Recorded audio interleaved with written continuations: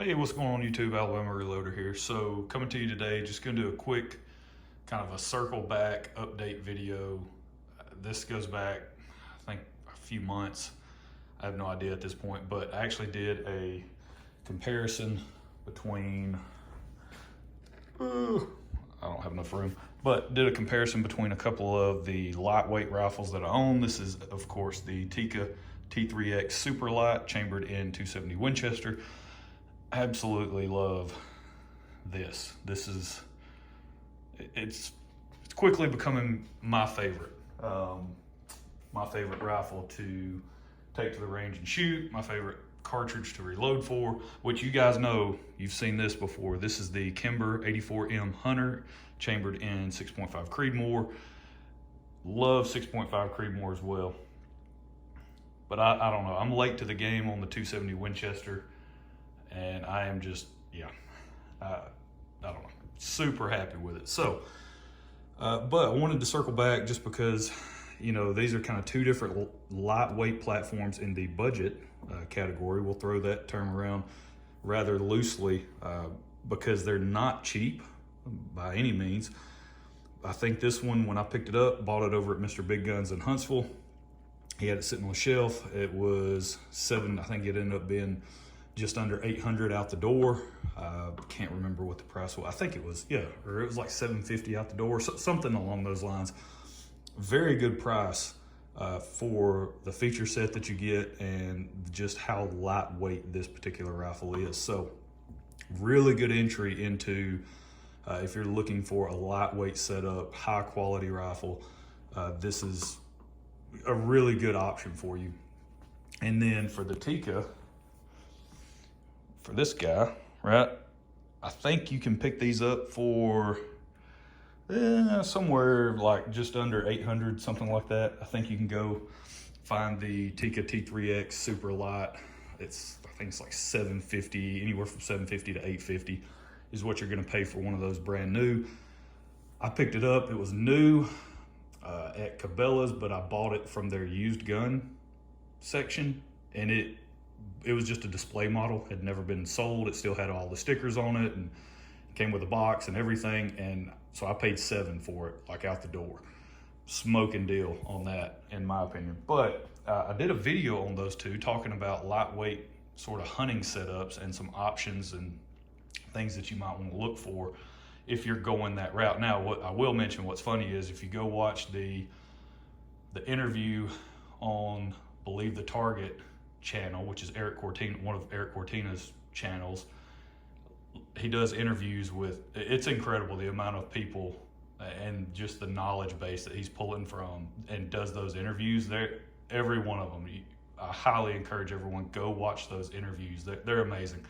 It's great because he just asks questions, right? He's just genuinely wanting to know more and more about whatever specific area of expertise that person is involved in or has. So Ryan Kleckner, I think that's how you pronounce his last name, he was on the show, or he was on getting interviewed by Eric, and it was funny because they talked about lightweight hunting setups, or that topic came up, and he said he just kind of thought it was funny. He's like, everybody focuses on, I want to get a 5-pound rifle and really try to go as light as possible. He's like, what you need to do is get in the gym and shed a few pounds yourself. He said that'll help you out more than anything else in terms of getting a lightweight setup. So I thought that was funny, which is very true. So, but in that other video, I just kind of went over some of the specs and did a little bit of a comparison between the two. In my opinion, you can't really go wrong with either one, but I wanted to show you guys how they sit currently, the configuration that they're in. And I just want to talk about that for a little bit. I'll show you, we'll get our nice little cheap Chinesium kitchen scale here. So, and these have 3 rounds in the mag. They are not loaded, but they have 3 rounds in the mag. So you got 3 rounds of 270. So we're at 6 pounds, 14.5 ounces, right? So 6 pounds, 14 ounces. So you're coming in, roughly just under 7 pounds. That's a fully loaded Tikka T3X Superlite chambered in 270 Winchester. So really lightweight package, and you got 3 rounds of 270 Winchester coming at you. That's good stuff. The optic that I have on here, I did a video on this. It's the SWFA, the ultra light, the 2.5 to 10 scope that they sell. And then, so before I get into that, because I do want to talk about that, I changed the configuration on this guy. I actually had this Leupold VX Freedom 2 to 7 by 33. That's what used to be mounted on here. But because I've got the 270 and it's a fairly lightweight setup, I wanted to just try this. I've never done this before, put a red dot on a bolt action rifle.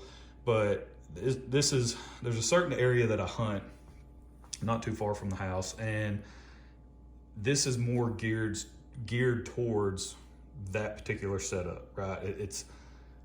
There's not really a good way to get to the spot that I want to hunt. I mean, you can by boat, but I don't own a boat, so otherwise it's a pretty lengthy walk. And so I was trying to think of ways. Okay, I want to get as light as possible on my setup, but it still be reliable, and I have full confidence in it. So I'm giving this a try. This is more experimental at this point, but so this is a 6-point. This is the Kimber 84M Hunter. So you can see we're actually a full pound under the Tikka T3X. Superlite, of course, we shed the weight of the scope and went with the red dot. This is a, what is that? What was that one again? Oh, it's a Holo Sun. So good quality red dot. It's not one of their expensive models at all. Mr. Big picked that up at Mr. Big Guns in Huntsville as well. They had them on sale. So I picked it up fairly cheap, but just wanted to give it a try. I think it's got a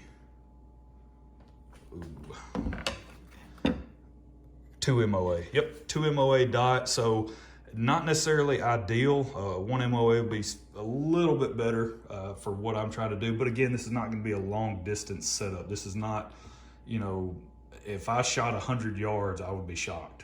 With it, that's what this setup is going to be for. It's going to be much closer ranges, in the area that I'd be hunting, because your line of sight, it's not that far. You can't see that far where this place is at, where I'm going.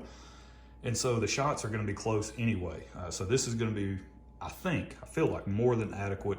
I've already worked up a few really good shooting loads for this particular rifle. So I've got the Barnes 120 grain tip TSX. I've got several of those loaded up, and then I've got a couple of different loads with a Spear 140 grain gold dot.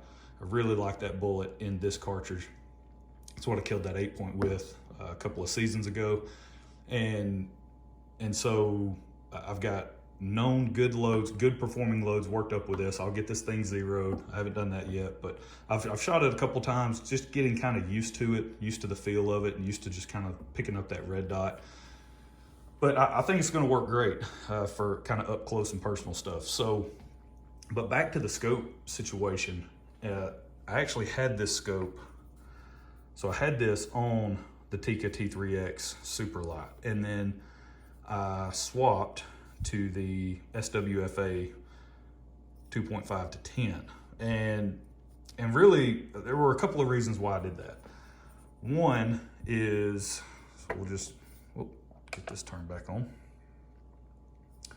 So one of the reasons, since I was trying to go fairly light, or as light as possible on the Tikka, this thing weighs, you see it, 11.2 ounces. Well, the SWFA comes in at 9.5. I think it's 9.5. It's like 9.5 or 10 ounces. So it's coming in just under the Leupold, but you're getting a higher magnification option in the SWFA. Now, this is a 2 to 7. The SWFA is a 2.5 to 10. So you've got that extra, a little bit of extra magnification there on the lower end.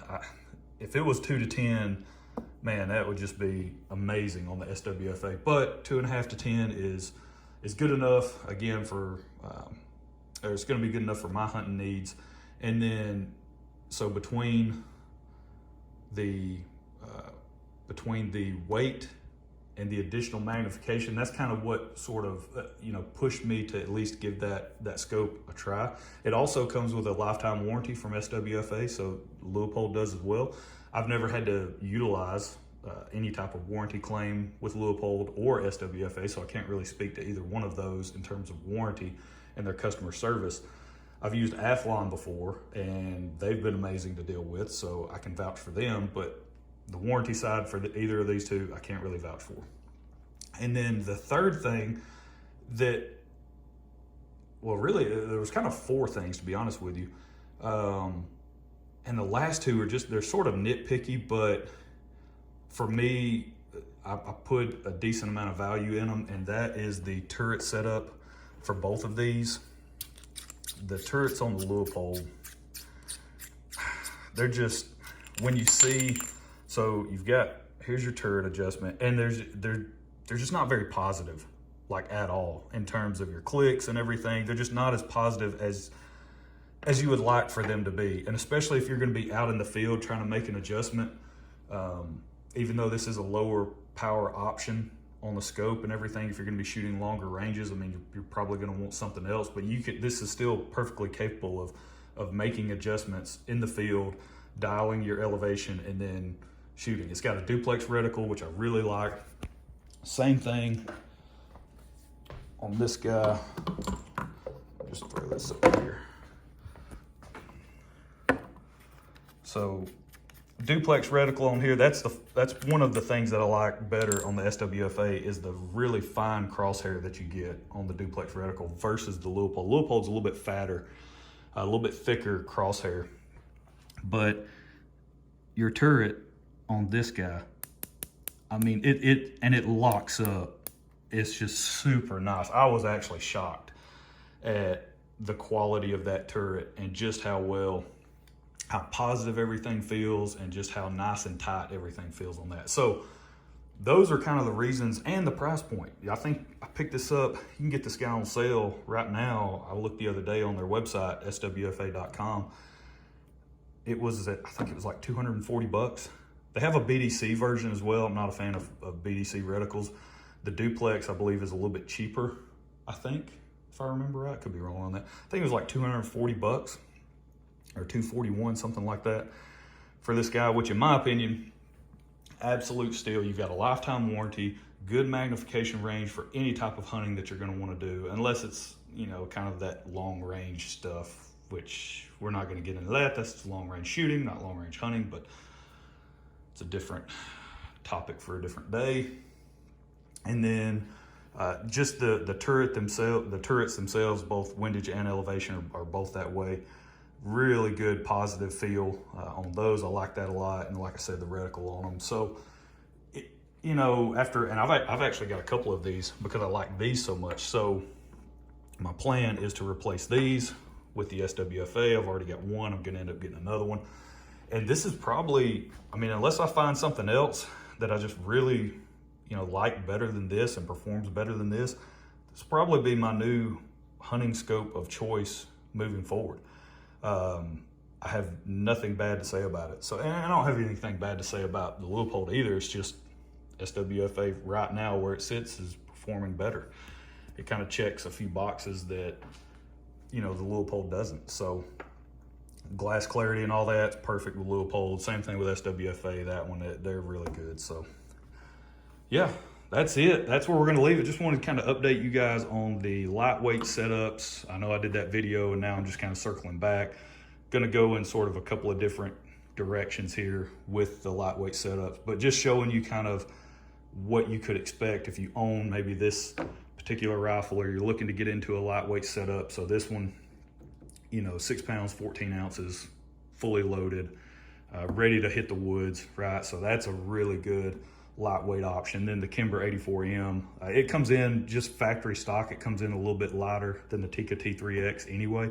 So you are gonna have that additional benefit of being just a touch lighter if you went with this option. So just to begin with. But yeah, that's where we leave it. And if I don't like this red dot setup, I will just replace it with, if I don't get another one of those SWFAs in the near future, I'll just put this back on there. I've still got the Tally I think it's the Tally lightweight ring, scope ring and base combo deal. Same thing I've got here. Same exact ring setup. It just fits the Kimber. So I'll just throw that back on there. But that's it. Short video turned into a 15-minute video like normal, since I tend to ramble quite a bit, but that's what you get when you come to the budget end of YouTube for reloading content. That's where we're gonna leave it. Make sure you guys go check out Mr. Big Guns in Huntsville. I know I've mentioned them quite a bit, but it's for a reason, right? I mean, they're great folks to deal with. They have an amazing assortment of products. They've got a ton of brand new Tikka rifles sitting on the shelf. Those things are sweet. I'm talking some really nice, some of the higher end Tikka models that they've come out with recently. Those things are insanely nice.